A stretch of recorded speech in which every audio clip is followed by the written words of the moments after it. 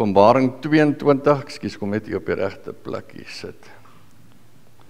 En dis in my Bybel bladsy 345, agter in die Bybel in die Nuwe Testament, Openbaring 22, en dan gaan ons daar saam lees van vers 6 af tot vers 21. Maklik om te kry, net die heel laaste hoofstuk in die Bybel, Openbaring 22.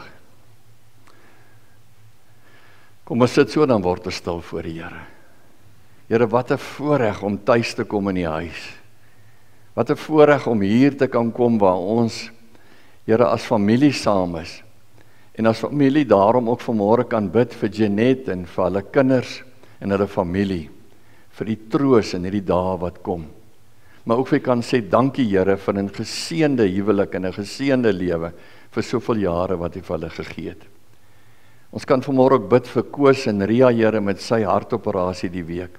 En ons bid vir Chris en Riekie met hy wat herstel na 'n baie groot operasie die week. Ons bid vir Marie en Herman, Here, waar sy die week gaan vir 'n knievervanging. Ons dink aan Elise Louis daar in die hospitaal in Potchefstroom, dat hy vir haar gesond maak en dat hy vir haar terugbring huis toe. Dankie, Here, dat ons elke een in ons gemeente op die voorbindingslysie vir U na U toe kan bring. En as gedurende die week ook in ons stilte tye, Here, tyd kan afstonder om regtig te bid vir hulle. En dankie dat U gebede verhoor, want U hoor altyd as U kinders praat en U gee vir ons wat ons nodig het. Dankie, Here, vir die wind wat waai daar buite. En al waai ons hare deur mekaar, weet ons dis nodig so, want dis in U hande wat die natuur is, en op die tyd gaan U vir ons reën gee, genoeg op die regte plekke. En ons verwag dit, en ons vra dit, en ons smeek dit by U af. Dankie, Here, dat U ons gemeente seën, en dat U ons geseën het die afgelope tyd, en dat U vir ons toevou met U liefde en vir ons sorg. U genade oor ons gemeente is so groot. Dankie vir elkeen wat vanmôre hier is. Ons kan bid vir Trenton en Tia se huwelik ook Saterdag, en dat U vir hulle saamvoeg in 'n onverbreekbare band van vreugde vir die res van hulle lewe. So bid ons vir elke ander huwelik ook, elkeen wat vanmôre in die huis is, as 'n huwelikspaartjie, as man of vrou, Here, dat U vir hulle seën. En dankie dat U vir ons as paartjies ook vergewensgesinde harte gee, en begrip van mekaar gee, en vir ons toevou en sorg. Maar nou, Here, nou wil ons na U woord luister, en ons is opgewonde om U woord te hoor. En ons verwag, Here, Heilige Gees, dat U in ons harte sal inspreek met U woord, en dat ons gehoorsaam luister. In Jesus naam, amen. Openbaring 22, ons lees van vers 6 af, die wederkoms van Jesus. Toe sê die engel vir my, hierdie woorde is betroubaar en waar. Die Here God wat sy gees aan die profete gee, het sy engel gestuur, om vir sy dienaars te wys, wat binnekort moet gebeur. Daai binnekort is nogal belangrik. Jesus sê toe, kyk, en dan sê dit weer, ek kom gou. Geseënd is elkeen wat die woorde van hierdie profetiese boek ter harte neem. Dit is ek, Johannes, wat dit alles gehoor en gesien het. Toe ek het gehoor en gesien het, het ek voor die voete van die engel, wat dit alles vir my gewys het, op my knie neergeval om hom te aanbid. Pas op, moenie, sê hy toe vir my. Ek is 'n mededienaar van jou en van jou medegelowiges, die profete en die wat die woorde van hierdie boek ter harte neem. Aanbid God. Verder sê hy vir my, moenie die woorde van hierdie profetiese boek geheim hou nie, want die eindtyd is naby. Wie kwaad doen, moet voortgaan om kwaad te doen, en wie vuil is, moet vuil bly, maar wie doen wat reg is, moet voortgaan om reg te doen, en wie heilig is, moet heilig bly. Jesus sê toe weer, kyk, ek kom gou. Ek bring die loon saam met my, en om elkeen te beloon vir wat hy gedoen het. Ek is die Alfa en die Omega, die eerste en die laaste, die begin en die einde. Geseënd is die wat hulle klere was, sodat hulle reg kan hê op die boom van die lewe en deur die poorte in die stad kan ingaan. Buitekant is die dwaalleraars, die bedrieërs en die onsedelikes, die moordenaars en die afgodsdieners, en almal wat met valsheid liefhet en doen. Ek, Jesus, het my engel gestuur om dit alles aan julle in die gemeentes te bring. Ek is die wortel, dit is die nakomeling van Dawid. Ek is die helder môre ster. Daai woorde laat ons dink aan Jesaja net, toe hy sê, soos 'n wortel uit droë grond, En hier sê hy, ek is daai wortel. Die Gees en die bruid sê, kom. En elkeen wat dit hoor moet sê, kom.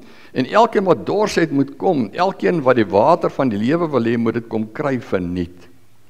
Ek betuig aan almal wat die woorde van hierdie profetiese boek hoor, as iemand iets hieraan byvoeg, sal God vir hom die pla byvoeg waarvan hierdie boek geskrywe is.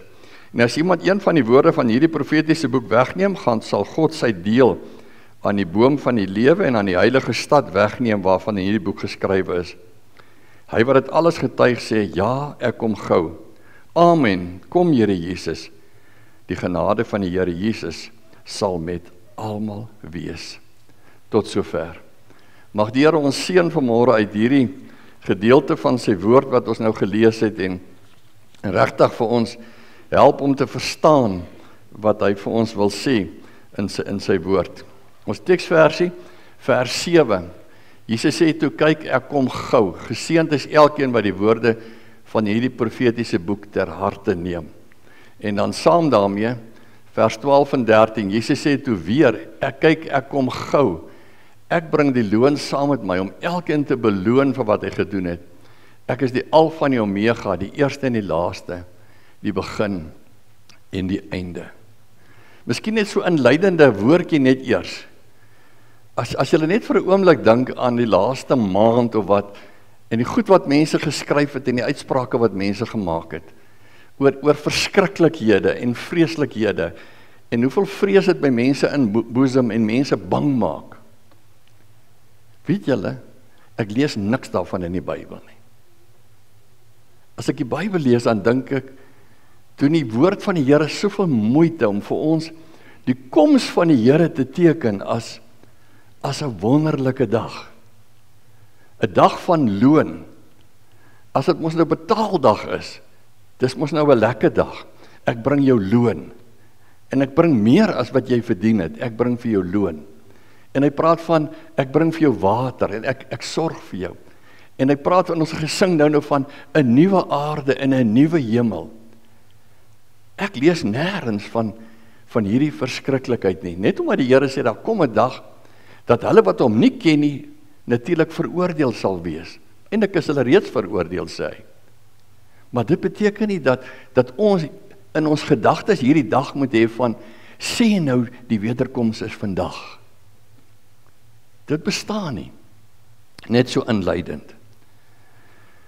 Ons het verlede Sondag begin om te praat oor die koms van die Here uit sy woord het. En Pieter het Sondagoggend vir ons mooi verduidelik hoekom ons praat van die wederkoms, en ek gaan dit nie herhaal nie. En ons het soveel gesê, daar is soveel vrae. En miskien dan net 2 vrae wat ek net wil noem na aanleiding van Sondag aand se boodskap, en dit is kort en klaar. Daar staan in Matteus 24 vers 36, maar niemand weet wanneer daardie dag en uur kom nie, nie die engele in die hemel nie, en ook nie die Seun nie, net die Vader weet dit. En daarom, broers en susters, al wat jy moet doen is, glo die Bybel, nie mense nie. En die oomblik as mense sê, nou dan, dit moet binne 'n jaar wees, 2 jaar, nou gaan dit definitief binne, dis nonsens. As dit so is hierdie boek vals, en ek verkies om die Bybel te glo eerder as mense. En die Bybel sê dit vir ons, klink klaar, niemand weet wanneer die daai dag en uur kom nie, uitgedaan.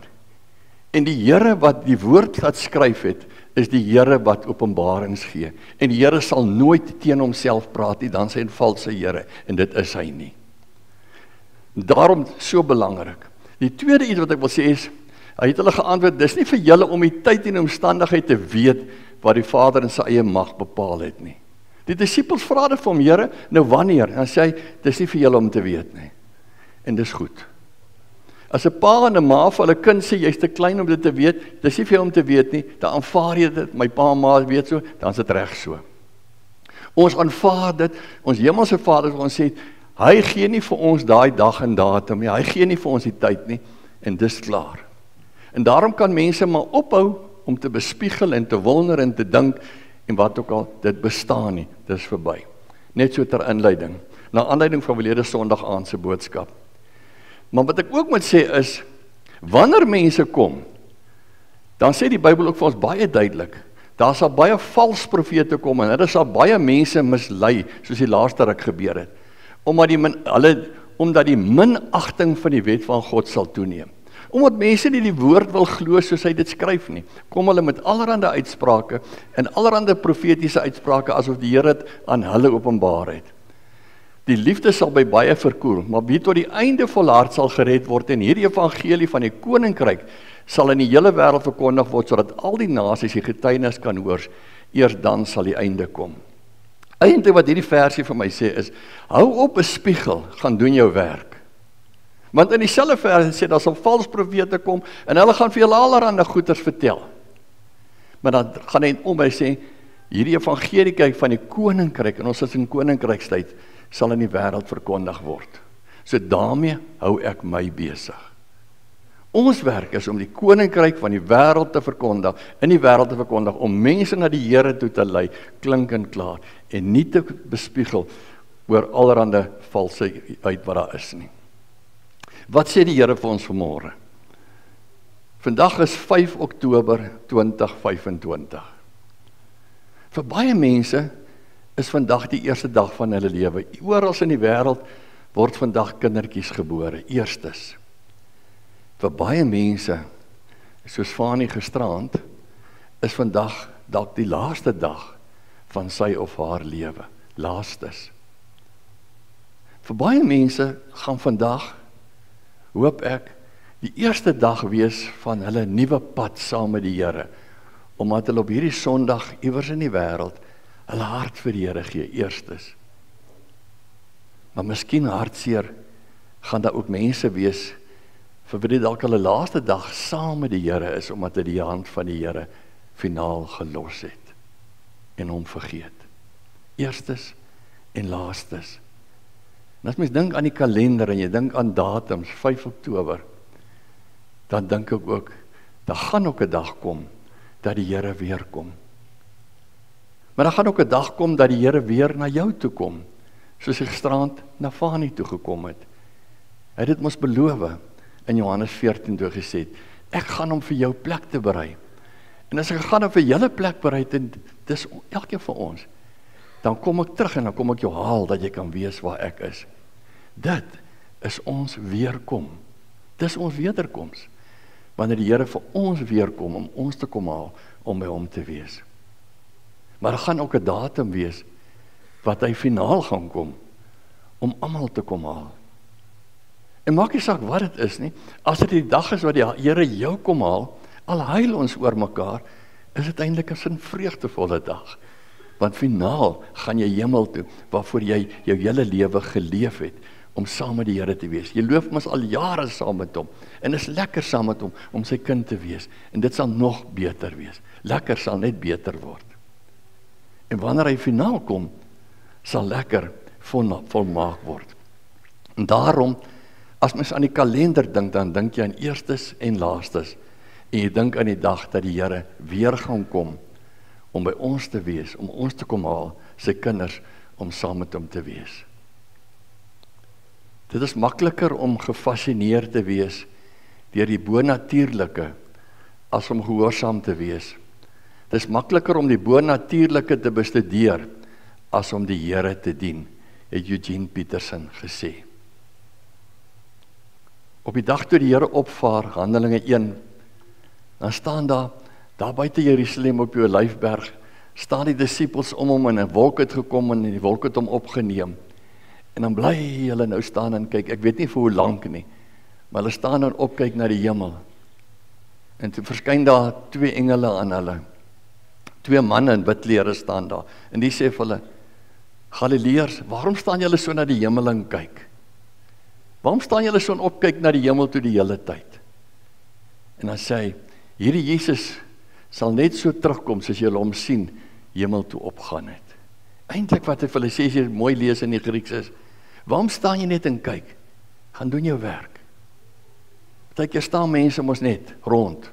Wat doen jy? Jy doen niks, jy staan net rond. Nou, hulle staan eintlik net rond, hulle staan en opkyk hemel toe. En dan kom die engel en sê vir hulle, hy gaan weer terugkom, gaan julle, en gaan verkondig die evangelie in die wêreld. Daarom had Eugene Peterson gesê, dis makliker om gefascineerd te wees deur die bonatuurlike as om gehoorsaam te wees. Dis makliker om die bonatuurlike te bestudeer as om die Here te dien. En daarom kan mense hulle vreeslik besig hou met allerhande verskriklike ingewikkelde relasies wat ek nie eers naaste by kan verstaan baie keer nie. In steede van te sê, vat die woord en gaan doen jou werk. Gaan getuig, gaan leef, gaan verkondig. Dis die opdrag wat die Here vir ons gegee het. In hierdie wêreld moet ons sy getuies wees. Johannes maak 'n fout hier in Openbaring. Dis die tweede keer wat hy die fout maak. Want as jy in Johannes 1 lees, dan val hy ook neer. En hier in Openbaring 22 lees ons dit weer. 'n Engel verskyn aan hom en dan val Johannes voor hom neer en dan wil hy die engel aanbid. Dan sê die engel vir hom: "Nee, jy kan nie dit doen nie, jy mag dit nie doen nie. Aanbid net vir God. Ek is net 'n medegetuienis. Ek is deur die Here gestuur om vir jou boodskap te bring. En die boodskap is dat jy moet uitgaan en jy moet gaan doen. Pas op, moenie sê toe vir my, ek is 'n mededienaar van jou en van jou medegelowiges, die profete en die wat die woorde van hierdie boek ter harte neem. Aanbid vir God." Daar op Patmos eiland kry Johannes hierdie boodskap. Miskien ook ietsie oor Openbaring as boek. Hoekom is hierdie boek in die Bybel? Hoekom is die boek geskryf?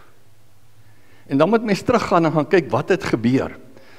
Johannes, die jongste disipel van Jesus, wat Jesus liefgehad het, staan daar, is die predikant in Efese.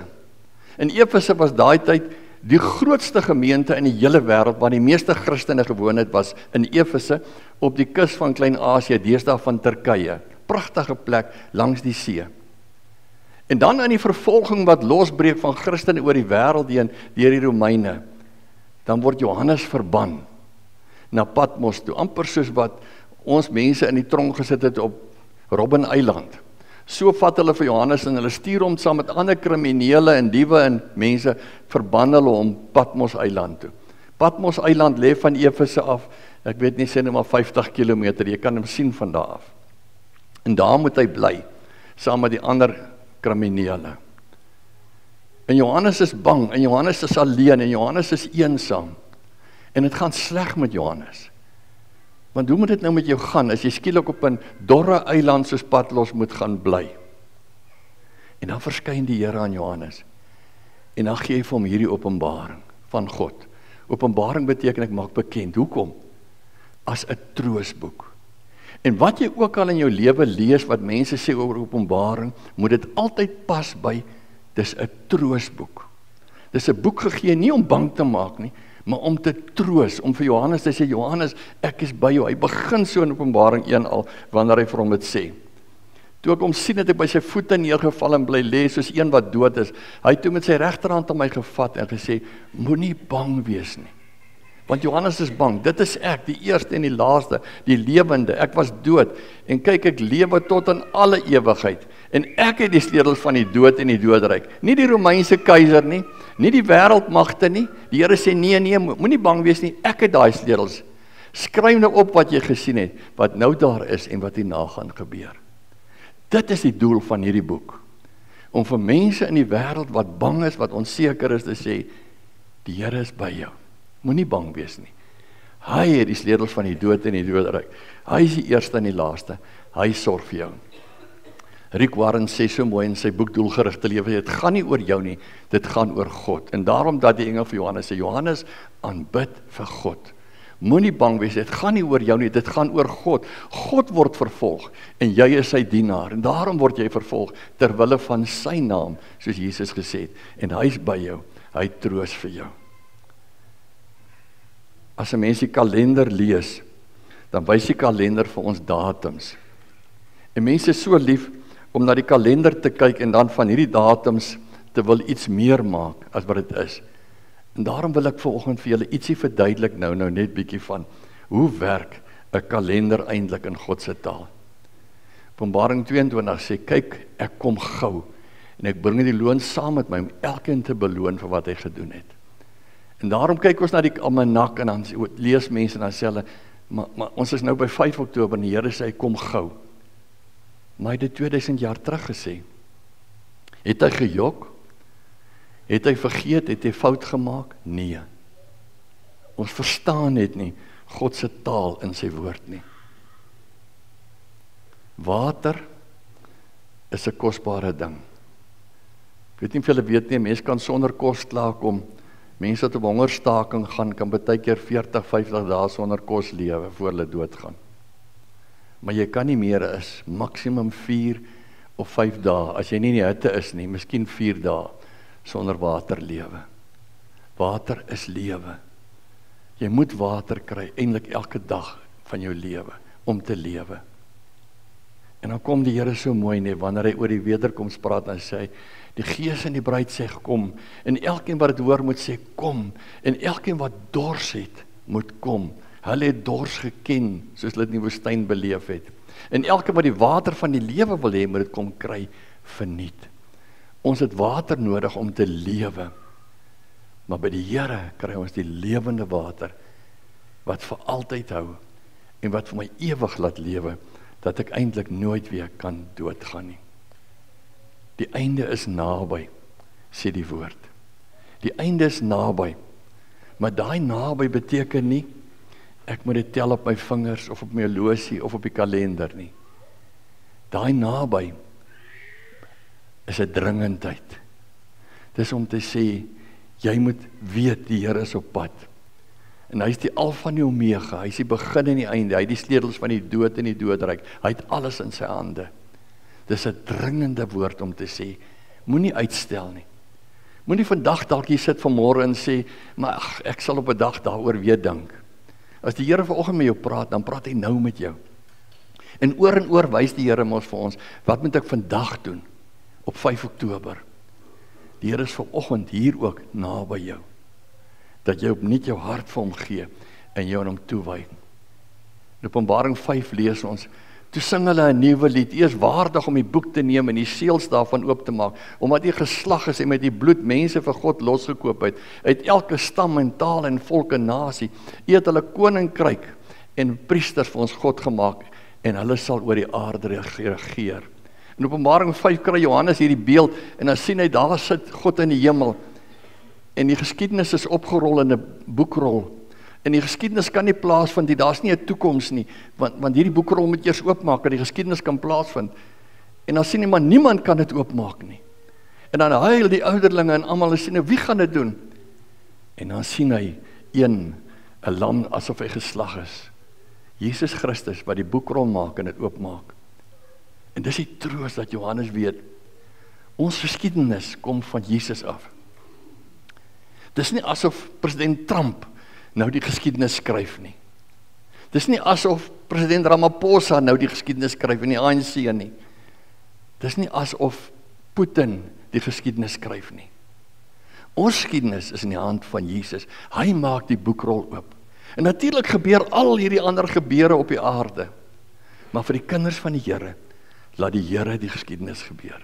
Hy bepaal my dag vandag, 5 Oktober, en hy gaan my dag môre 6 Oktober bepaal, en deur hierdie week gaan hy bepaal, en elkeen wat die week 'n operasie moet kry, gaan hy bepaal, en elkeen wat siek is, en elkeen wat gaan trou, en wat ook al gaan gebeur met jou in hierdie week, hy gaan dit bepaal.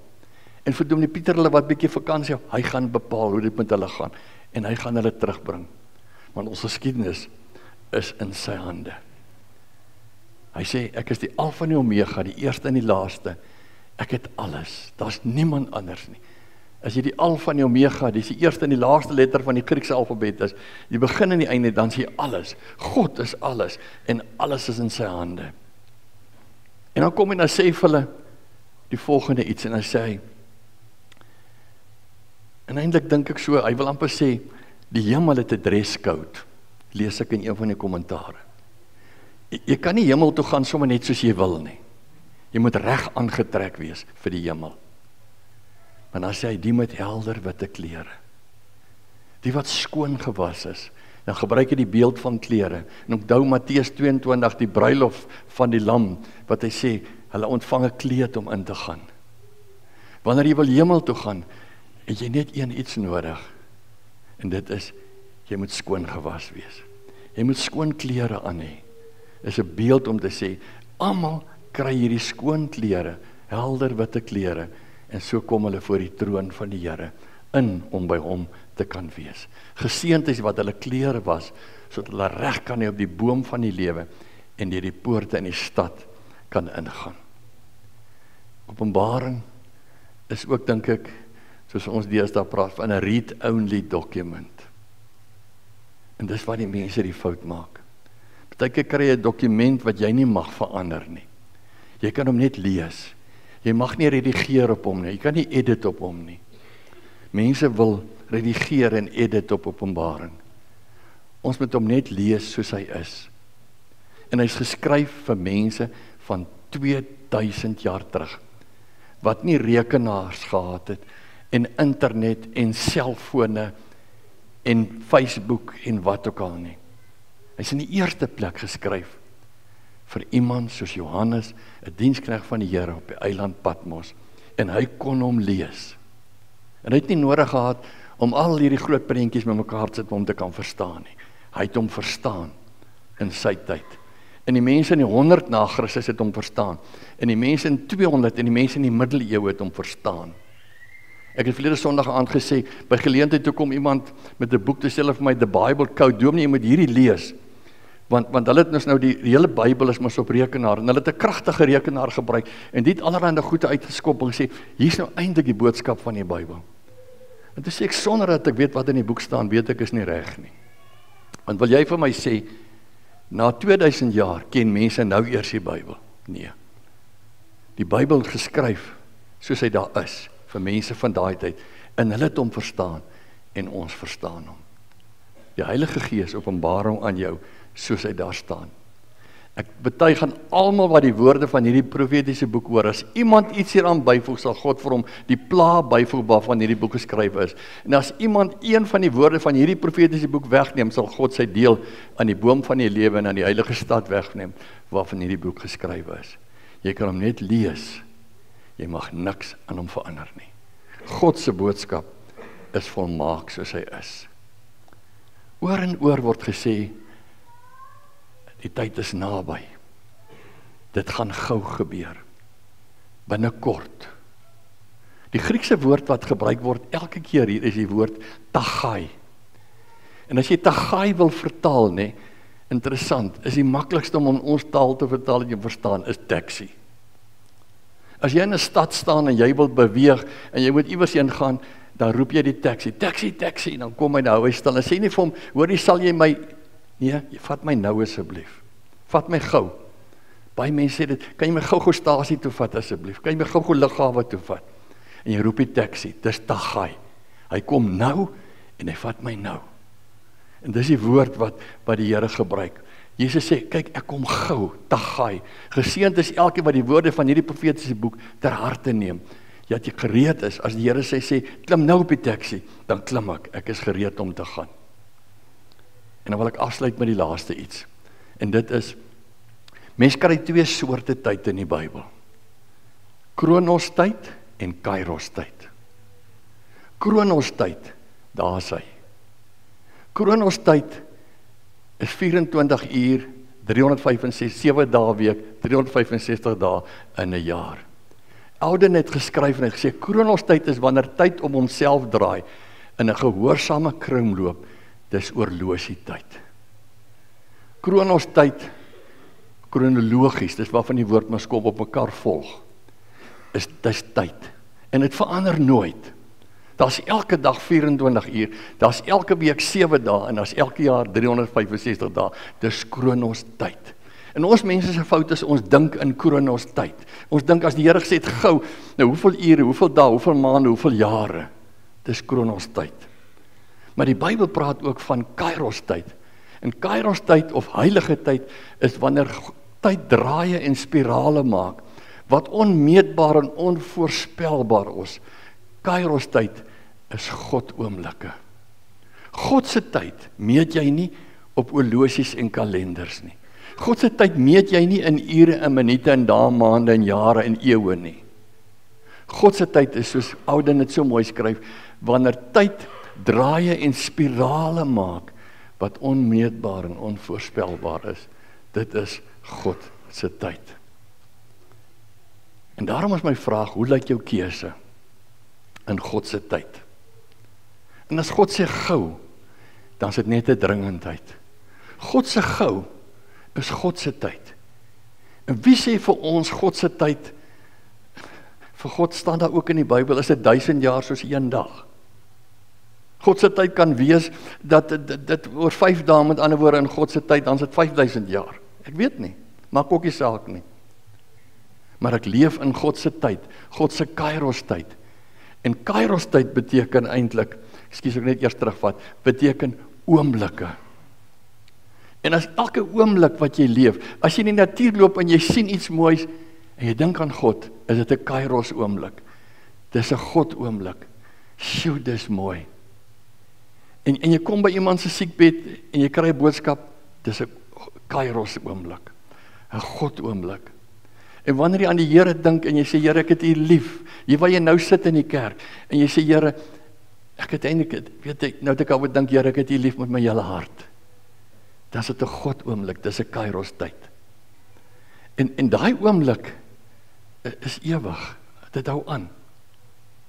Kan jy onthou hoeveel keer jy al in jou lewe spesiale oomblikkies beleef het, en dan kan jy nie onthou hoeveel jaar terug was dit toe dit gebeur het, toe ek dit gesien het, toe ek dit ervaar het nie. Want ek tel dit nie in minute en ure nie. Dis in spirale. Dis bo kan mense denke. Dis God se tyd. Maar hy vat my ook in sy tyd. En hy gee my openbarings, mooi dinge. Hy laat my dinge sien, hy laat my dinge ervaar. Hy laat my dinge hoor. Hy laat my dinge weet. En ek meet dit nie met tyd nie. En daarom as jy vir my vra, wanneer kom die Here? Dan sê ek, gou. Gou. Baie gou. Dis wat hy sê. En as jy vir my dan sê, hoe moet ek daaroor dink? Dan sê ek, wees nou net opgewonde en sien uit daarna dat hy kom. Ek wil afsluit met 'n mooi storieetjie wat ek gelees het die week. 'n predikant in Boston in Amerika besoek in 1978 'n ou oom in die gemeente. Oom is 83. En toe hy daar kom, is die oom in sy tuin besig en hy plant boompies en hy sê, oom, nou hoekom plant jy die bome? Hy sê, weet jy wat? Dis nog 78, 22 jaar, dan is dit die jaar 2000. Hy sê vir hom, hy sê, dominee, jy weet, baie mense klaar, stry oor die datum en tyd en alles, maar maak nie saak, vir my is dit so. Hy sê, en miskien gaan die Here in die jaar 2000 kom. Hy sê, en dan gaan ek nie meer hier wees nie. Maar ek wil hê as die Here kom, moet hy hierdie mooi tuin sien, met mooi bome wat opgroei hemel toe. En 'n pragtige versorgde tuin. En so 'n jaar later is die oom oorlede, en toe gaan die dominee, en toe gaan besoek hy weer die huis, en gaan kyk na die tuin, en hy sien hierdie pragtige tuin, en die boompies wat mooi groei. Hy sê, en toe dink hy weer daaroor, dis al wat ons moet doen. Ons moet vandag vir iemand vertel van die liefde van die Here. En ons moet vandag ons werk doen, en ons moet vandag ons plek mooi maak, en ons moet vandag ons lewe mooi maak. En wanneer die Here my kom haal, of wanneer hy weer kom, dit gaan wonderlik wees, want ek gaan die water van die lewe verniet kry, en ek gaan my loon kry wat Jesus vir my verdien het, en ek gaan saam met hom wees, en wat 'n vreugde gaan dit wees. En daarom as ek vra, hoe lyk jou keuse, is dit vir my maklik. Dit is vir my maklik. Jy kan mos iets anders kies nie, as om te sê, Here, ek wil vandag vir u lewe, met alles wat ek het, en ek is opgewonde, en ek is opgewonde oor die toekoms, want hy is die Alfa en die Omega, hy het alles in die hande, ook my lewe. Amen. Dankie Here dat u vir ons so goed is. Dankie dat ons elke dag uit u hand kan lewe, uit u woord kan lewe. Hierdie fantastiese volmaakte woord wat u geopenbaar het deur die Bybelskrywers vir ons, deur eeue heen. Dankie dat ons in u mag glo, dat ons u liefhet. En Here, ons kan vanmôre vir u sê, ons keuse is u. U is die eerste en die laaste, die Alfa en die Omega. En ons kies vir u, ons het lankal vir u gekies. En ons kies vandag weer vir u, Here. En ons wil vir u lewe, die toekoms in, want u is ons toekoms. Dankie dat u vir ons so goed is, Here. Seën elkeen in hierdie week. En soos Openbaring ook afsluit vir Johannes, wil hy vir ons ook sê, mag dit met jou goed gaan. Amen.